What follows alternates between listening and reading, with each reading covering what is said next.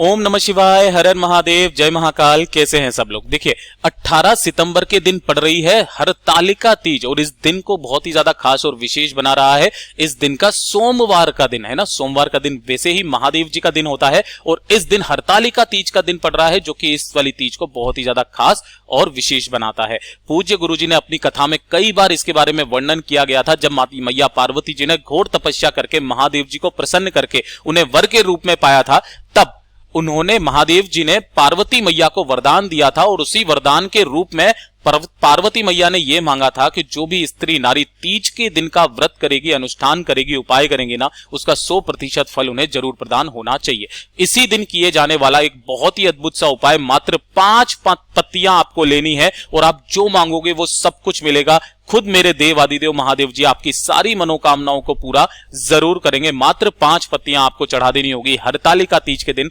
कैसे करना है पूरा उपाय बताऊंगा, परंतु उससे पहले आप सबसे एक छोटी सी गुजारिश करूंगा कि जो लोग पहली बार आए हैं चैनल को सब्सक्राइब जरूर कीजिएगा और वीडियो को लाइक करके महादेव जी का कोई सा भी प्यारा नाम कमेंट बॉक्स में लिखना मत भूलिएगा। इस पूरे वीडियो के अंदर हम लोग 3 महा उपायों के बारे में बात करेंगे जो कि आपकी अलग अलग मनोकामना पूर्ति के लिए सिद्ध होंगे, चाहे वो किसी भी तरीके की, चाहे कितनी भी बड़ी से बड़ी मनोकामना क्यों ना हो, इस दिन आपको इसका फल जरूर प्रदान होता है। ठीक है, सबसे पहले बात कर लेते हैं पहले वाले उपाय की तरफ, जिसके अंदर आपको 5 पत्तियां चढ़ानी है। तो ध्यान से सुनना, समझने की कोशिश करना कि किन लोगों को करना है। अगर आपकी कोई मनोकामना है ना, कोई विशेष मनोकामना, किसी भी तरीके की मनोकामना, जैसे कि कुंवारी स्त्रियां होती है, उनकी मनोकामना होती है कि भैया उन्हें मनोवांछित वर की प्राप्ति हो जाए, या वो जिससे शादी करना चाहती है उनसे शादी हो जाए, अच्छा वर मिल जाए उन्हें, या फिर जो भी सौभाग्यवती स्त्रियां होती है पुत्र प्राप्ति की इच्छा, या फिर उनकी पति की लंबी आयु की इच्छा, या फिर कोई घर खरीदने की इच्छा, किसी भी तरीके की मनोकामना क्यों ना हो, ये 5 पत्तियों का उपाय कर लेना इस दिन।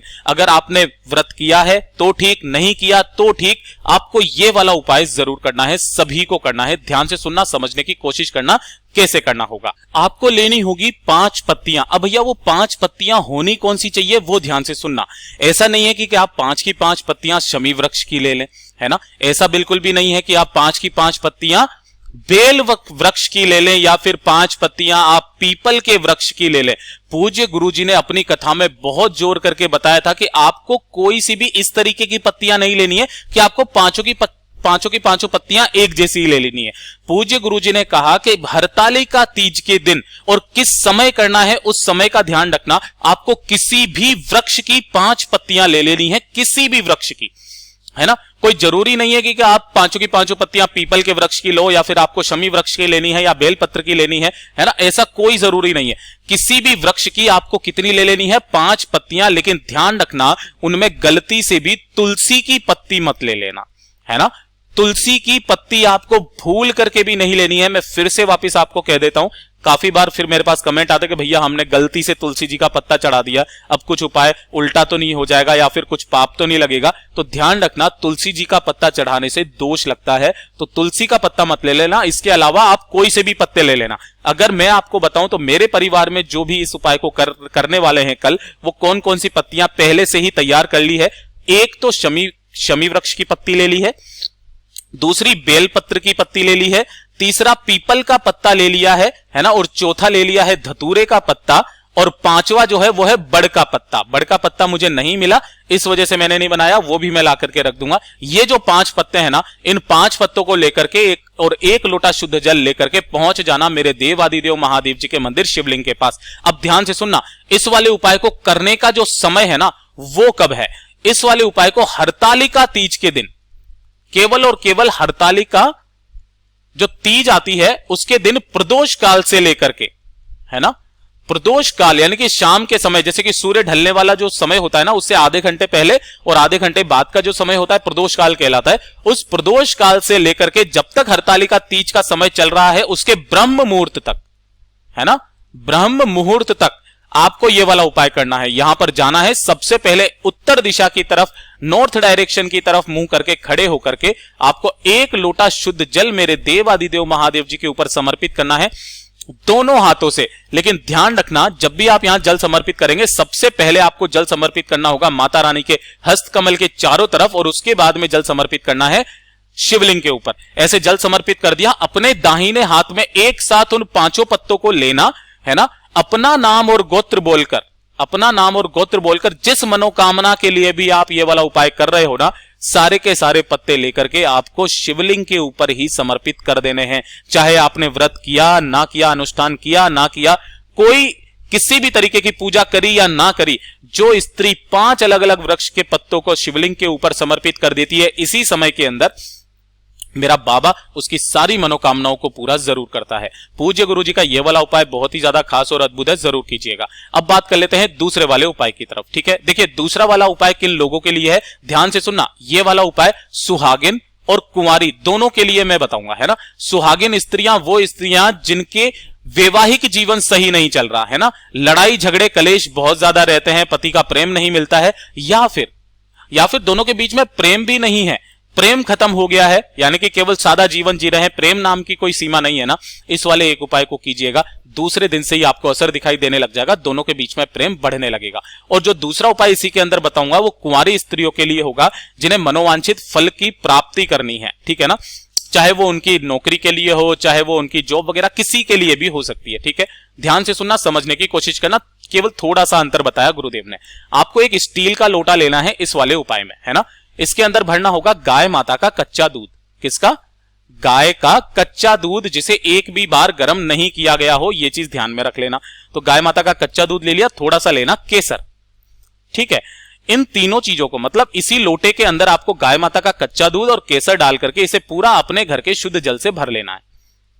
भर लिया, भर देने के पश्चात आपको एक चीज और चाहिए होगी। जो भी सुहागिन स्त्रियां है ना, सबसे पहले वो सुनना, उन्हें चाहिए होंगे 16 जो श्रृंगार का, जो सुहाग पिटारा जिसे कहते हैं ना, 16 श्रृंगार की चीजें ये ले लेना।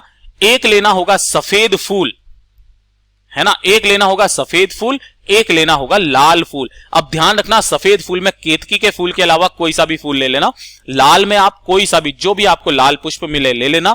पहुंच जाना मेरे देव आदिदेव महादेव जी के मंदिर शिवलिंग के पास, उत्तर दिशा की तरफ, नॉर्थ डायरेक्शन की तरफ मुंह करके खड़े हो जाना। सबसे पहले आपको महादेव जी का दूध और केसर मिश्रित जो जल है उससे आपको अभिषेक करना है। उत्तर दिशा की तरफ आपको जो भी पूजन अर्चना करनी है ना, वो आप पहले ही कर लेना। उपाय में डायरेक्ट आपको बता रहा हूं। सबसे पहले आपने अभिषेक किया, अभिषेक करने के पश्चात जो सफेद फूल है, उस सफेद फूल को मेरे देव आदिदेव महादेव जी के ऊपर आपको समर्पित करना है ना। और जो लाल फूल है ना, आप चाहो तो यहां पर हस्त कमल पर समर्पित कर सकते हो, और अगर आपकी यहां पर शिवलिंग पर पार्वती मैया जी कुछ इस तरीके से अलग से यहां विराजमान है ना, तो आपको लाल फूल यहां पर समर्पित करना है अपनी मनोकामना कहते हुए। ठीक है, ये कर दिया। ये कर देने के पश्चात आपने जो 16 श्रृंगार की चीजें ली है, इस 16 श्रृंगार की चीजों को मैया पार्वती जी के हाथों से टच करवा करके किसी भी सुहागिन स्त्री को दान में दे देनी है। यकीन मानिए, आपका जो सुहाग संबंधित जितनी भी परेशानियां हैं ना, वो जीवन से समाप्त हो जाएगी। इतना अद्भुत उपाय है। और इसी के अंदर पूज्य गुरुजी ने यह भी बात बताई थी कि आपकी चाहे वैवाहिक जीवन में कितनी भी परेशानियां चल रही हो, दाम्पत्य जीवन में, वो सारी सॉल्व हो जाएगी। और जितनी भी मेरी कुंवारी बहनें हैं जिन्हें मनोवांछित फल की प्राप्ति चाहिए, तो आपको सुहाग पिटारे की जगह क्या लेनी होगी? 11 हल्दी की गांठें। क्या लेनी होगी? बाकी सारा सामान वो का वही लेना है, केवल आपको सुहाग पिटारे की जगह पर आपको लेनी होंगी 11 हल्दी की गांठें, है ना। पिसी हुई हल्दी मत ले लेना। तो जब आप इसी वाले उपाय को इसी तरीके से करना है, आपने जब अंत में ये जो 11 हल्दी की गांठें है ना, ये आपको समर्पित करनी होगी मैया पार्वती जी को अपनी कामना कहते हुए। चाहे वो आपकी नौकरी से संबंधित हो, या मनोवांछित वर की प्राप्ति से संबंधित हो, है ना, या फिर आपके मनचाहे वर से संबंधित हो, जैसी भी आपकी कामना है ना, 11 हल्दी की गांठें। सबसे बड़ी बात यह होती है कि अगर आपके विवाह में कोई समस्या आ रही है ना, तो वो सॉल्व हो जाती है और आपको मनोवांछित वर की प्राप्ति होती है। पूज्य गुरुजी का यह वाला भी उपाय बहुत ही ज्यादा खास और अद्भुत है, जरूर कीजिएगा। अब बात कर लेते हैं तीसरे वाले उपाय की तरफ कि अगर कोई नारी, स्त्री, बहन कुछ इस तरीके से उपाय करना चाहती है कि उसकी पति की आयु लंबी हो, पति की आयु के लिए, लंबी आयु के लिए, उसकी तरक्की के लिए, है ना, पति की लंबी आयु, उसकी तरक्की के लिए, घर में धन धान्य हमेशा भरा रहे, कभी भी कमी ना होना, तो आपको मात्र छोटा सा उपाय करना है। ध्यान से सुनिएगा।